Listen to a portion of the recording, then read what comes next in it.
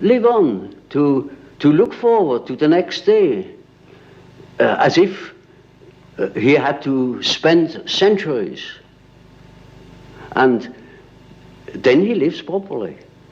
But when he is afraid, when he doesn't look forward, he looks back, he petrifies, he gets stiff and he dies before his time.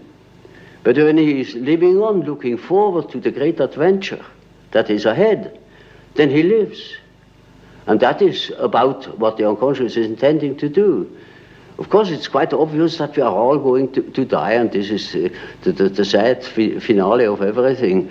But nevertheless, there is something in us that doesn't believe it, apparently. But this is merely a fact, a psychological fact.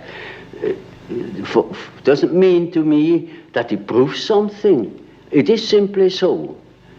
For instance, I may not know why we need salt, but we prefer to eat salt too, because you feel better. And so when you think in a certain way, you may feel considerably better.